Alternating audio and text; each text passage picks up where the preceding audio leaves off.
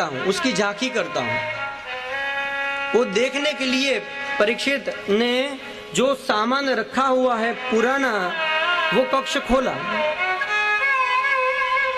वो कक्ष खोला तो उसमें एक परीक्षित को एक मुकुट दिखा। वो मुकुट सोने का था, बड़ा सुंदर मुकुट था, सोने का मुकुट। और परीक्षित ने हाथ में उठाया और उसको लगा बड़ा सुंदर है, चलो मैं पहन के देखूं। और अपनी परंपरा का जो मुकुट था उतारा। ध्यान दीजिए, ईश्वर ने हमें जो भी रोल दिया है, ब्राह्मण, क्षत्रिय, वैश्य, शूद्र, परंपरा के मुकुट को न उतारो।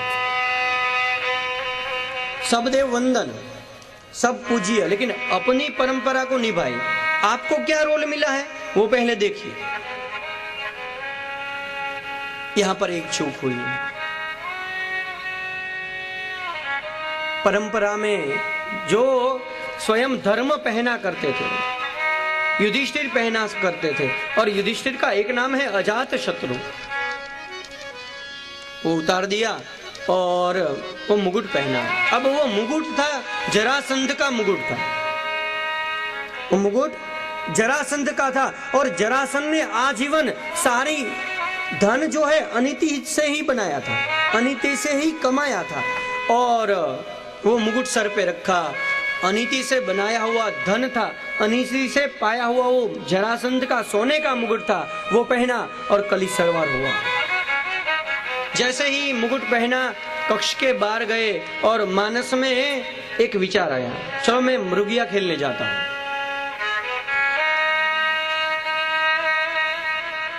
ऋषि जैसा जीवन है जिस राजा का, राजर्षि। कली सवार हुआ तो मन में विचार आया, लाओ मैं मृगिया खेलने जाता हूं। और राजा मृगिया खेलने जाते हैं, बहुत से पशु को, निर्दोष पशु को मारते हैं। देखिए कली का प्रभाव। अभी अभी धर्म और धरती को, गाय और बलद को कोई पीट रहा था तो उसे राजा मारने को तैयार था। तो अबुध पर हिंसा नहीं कर सकता, और कली के कारण विवेक चुक गए। बहुत से पशुओं को मारा। दोपहर का समय हुआ और भूख लगी और प्यास लगी। भूख और प्यास लगने से परीक्षित एक आश्रम में जाते हैं। वो आश्रम था शमीक ऋषि का आश्रम।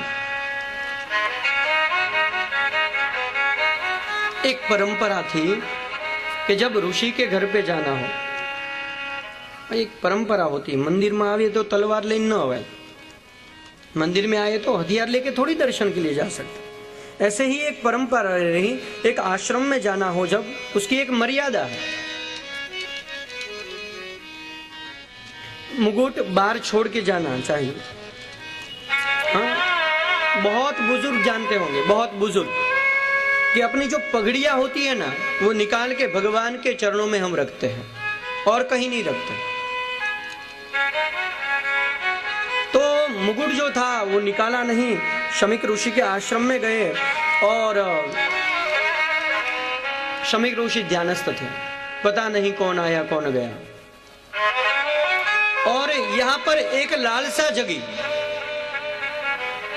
परीक्षित को एक लालसा जगी। उनके मन में एक ख्याल आया कि ये तो ढोंग कर रहा है। ध्यान दीजिए, कोई माला कर रहा हो, कोई जप कर रहा हो, कोई तप कर रहा हो, कोई यज्ञ कर रहा हो, कोई मंदिर में बैठा हो और उसमें आपको ढोंग लगे, समझना आपके ऊपर कली है, मेरे ऊपर कली है। जिस समय ये लगे कि ढोंग कर रहा है, जो व्रत, उपवास, नियम, व्रत, माला, मंदिर में जो जाए, जो करे, उसमें हमारे ये संशय लगे कि ये तो डाय करे, उसमें हमारे ये संशय लगे है डाय करे। यहाँ परीक्षित को लगा ये ढोंग कर रहा है, ये ध्यानस्थ नहीं है। मेरे आने पर इन्होंने आंखें बंद कर दी है। राजा विष्णु का रूप होना चाहिए, उनका सम्मान होना चाहिए, उसके बदले आसन तक नहीं।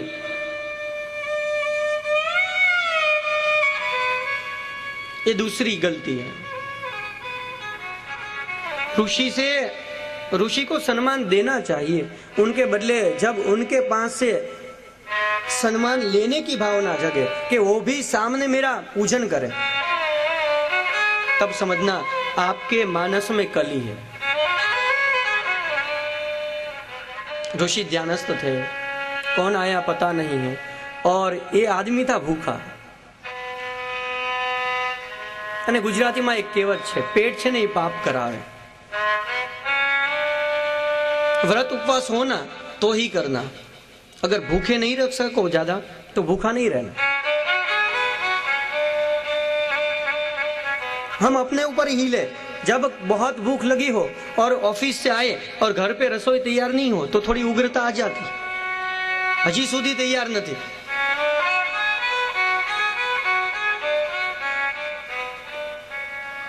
भूखा था, प्यासा था, परिणाम क्रोध आया और आश्रम में एक सर्प था, सर्प को मारा और वो सर्प को ऋषि के गले में फेंका।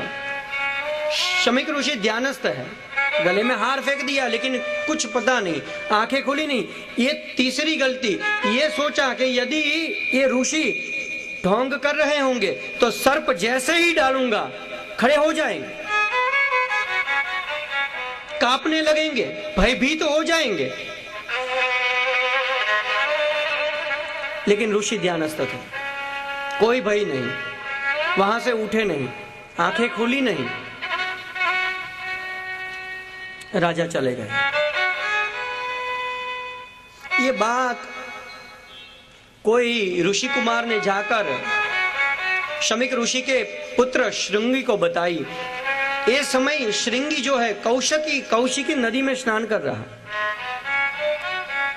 उसे किसी ने समाचार दिया कि कोई राजा जैसा वेश धारण किया हुआ था और आपके पिताजी ध्यानस्थ थे और पता नहीं उनके गले में कोई राजा आया और सर्प डाल के चला गया। और श्रृंगी को क्रोध आया। भगवान कृष्ण जब से ये धरा पर चले गए स्वधाम को, बाद में कोई क्षत्रिय रहा नहीं जो धर्म को समझे, भले राजा हो या कोई भी हो। आज मैं उसे दिखाऊंगा कि उनकी सत्ता का बल ज्यादा होता है या साधना का बल ज्यादा होता है।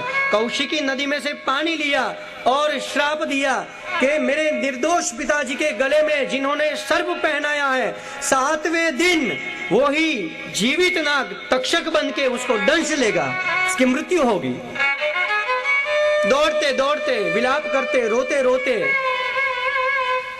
आश्रम में आया। आश्रम में आया और रोने की जब आवाज आई तब शमीक ऋषि जो थे उनकी आंखें खुली। अपने बालक को बुलाया, बिठाया। क्यों रो रहा है? श्रृंगी क्या हुआ? बोले बाबा जी देखिए तो कोई राजा जैसा आया था, आपके गले में तो देखिए, तब देखते हैं क्या है। सर्प पड़ा हुआ था। जैसे बड़े वक्ता हार जैसे निकाल के साइड में कर देते हैं, ऐसे ही साइड में कर दिया सर्प। बोले पिताजी आप निर्दोष थे, आपको कुछ पता नहीं, और ये जिसने भी कृत्य किया मैंने भी उसको पिताजी श्राप दे दिया कि 7वें दिन तक्षक से उसका मृत्यु होगा। और जब पता चला शमीक ऋषि को कि परीक्षित आए थे, अपने पुत्र श्रृंगी को डांटते हैं, ए भाई तू ब्राह्मण कुल में अवतरित हुआ है, वर्णानाम ब्राह्मणों गुरु हो, तू वर्ण का गुरु है। सामने वाला क्रोध कर दे तो तू भी कर देगा, सामने वाला मारेगा तो तू भी मार देगा। दया धर्म को मूल है, पाप मूल अभिमान। दया धर्म का मूल है, वो तुझे संसार को सिखाना है। तूने क्रोध कैसे कर दिया? और वो राजर्षि है, ऋषि जैसा वो राजा है, सदैव सम्मान किया करता है। पता नहीं एक घटना से इतनी बड़ी सजा। ये तूने बड़ा ही गलत कृत्य किया है। और शमीक ऋषि कहते हैं अपने शिष्यों को कि जाओ अभी राजा को सावधान करो।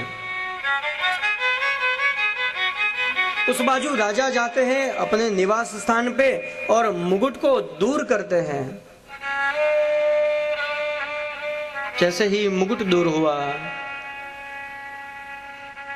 कली दूर हुआ, विवेक आया। हाय हाय हाय, ये मैंने क्या कर दिया।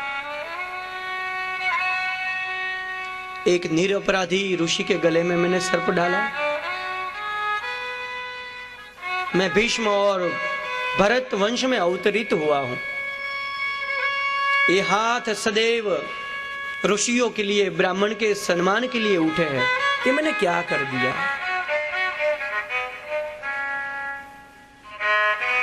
रोने लगे, आकाश में हाथ फैलाए, हे ईश्वर, ये मैंने जो कृत्य किया है उसके बदले में मुझे सजा करो।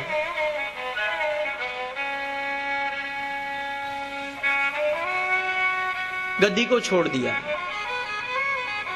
मन से निर्णय किया कि अब यहां पर बैठने का मेरा कोई अधिकार नहीं है।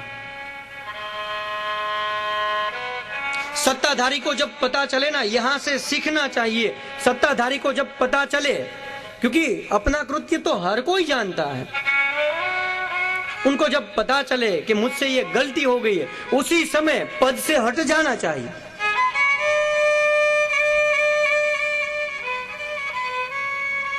यहां पर निर्णय हो चुका है। और वहां से शमीक ऋषि ने भेजे हुए शिष्य आए हैं। कहा, हे राजन सावधान,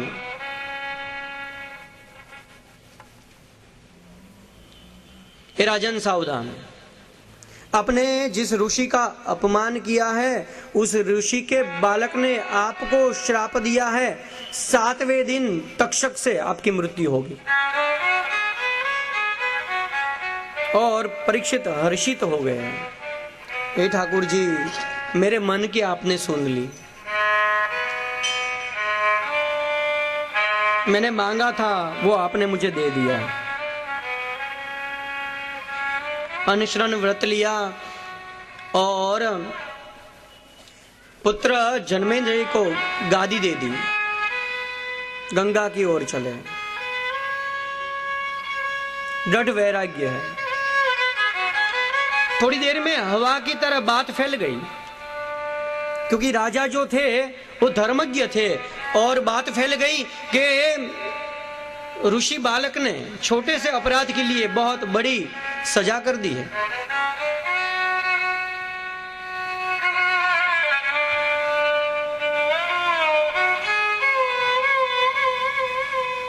गंगा जी के तट पर शुक्रताल में परीक्षित जी बैठे हैं। उतरा भी मुख है, नेत्र में आंसू है।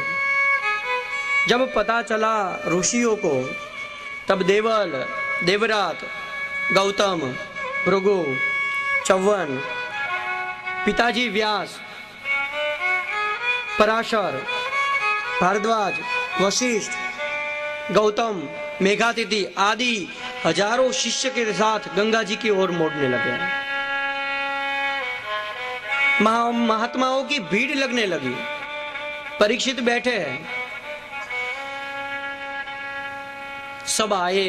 परीक्षित सभा में खड़े होते हैं, हाथ जोड़ के कहते हैं, आपका स्वागत है। आप सदैव जब जब आते थे मैंने आपका बड़ा सत्कार किया, आंखों में आंसू थे, पर आज आप आए तो है लेकिन सम्मान करने के लिए कुछ नहीं, केवल वंदन है। अपराधी हूं, मुझे श्राप लगा है, 7वें दिन मेरी मृत्यु है। आप सब आए हैं तो एक कृपा करें, मुझे कोई 7 दिन में भगवान की प्राप्ति के लिए कोई मार्ग है तो वो मुझे बताइए। सब ऋषि बैठे हैं।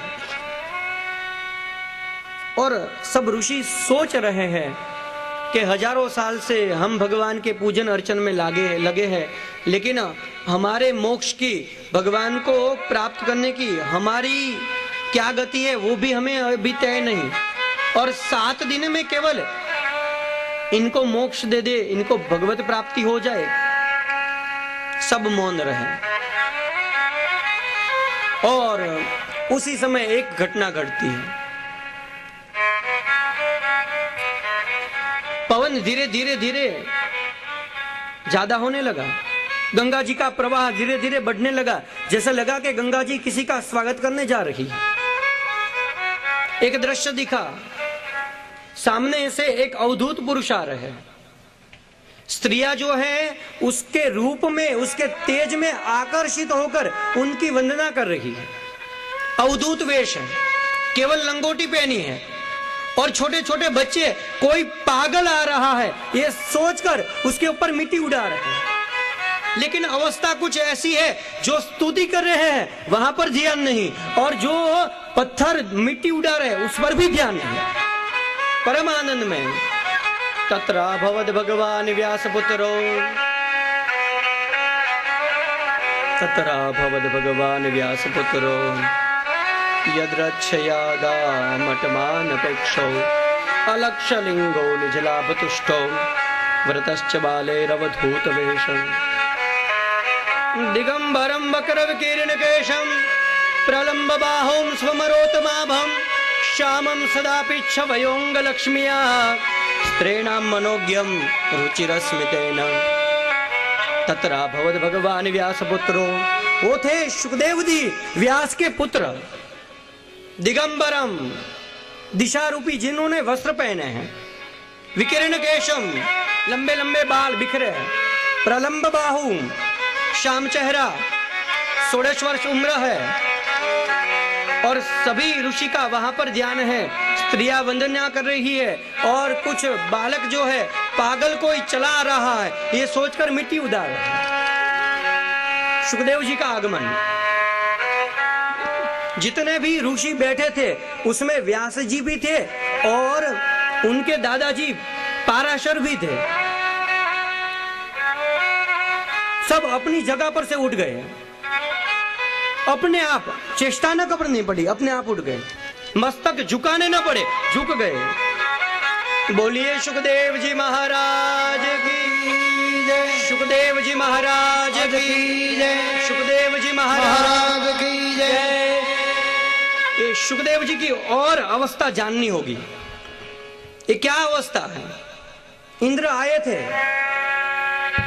स्वर्ग से, हाथ में अमृत का कुंभ था।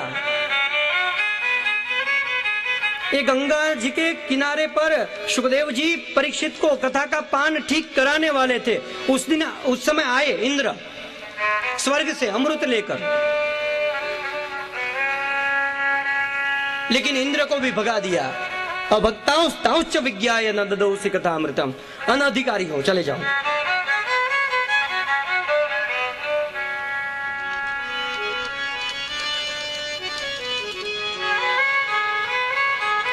इसकी अवधूत अवस्था है, समझना बड़ा कठिन है। फिर भी देखिए, एक बात है, कथा तो बहने वाली थी, सब ऋषि बैठे थे, परीक्षित को कथा सुनाने ही वाले थे, तो फिर देवताओं ने ऐसा क्यों किया? अमृत का कुंभ लो और बदले में हमें कथा सुनाओ, ऐसा बोला। बैठ गए होते तो शांति से वो भी सुन लेते, कहाँ मना किया था। लेकिन साहब, एक अहंकार होता है, हम स्वर्ग के देवता हैं, हम इनके साथ में बैठ के कैसे सुने? एक पद पर व्यक्ति होता है ना, वहां फिर अहंकार होता है। अरे ये सब ऋषियां बैठे हैं, वो स्वर्ग की प्राप्ति के लिए बैठे हैं, और हम स्वयं स्वर्ग के देव हैं, उनके साथ बैठ के कैसे कथा सुने? और सुखदेव जी की अवस्था वो थी, उनके लिए देव भी ये थे और ऋषियां भी ये थे और पशु भी एक समान थे। ये अवस्था थी उनकी। अत्र तत्र सर्वत्र, सब में हरि व्यापक, सब में हरि देखते थे। इंद्र आया तो इंद्र कुछ नहीं, तू भी बैठ, यहाँ आता हूं, उसकी झांकी करता हूं। वो देखने के लिए परीक्षित ने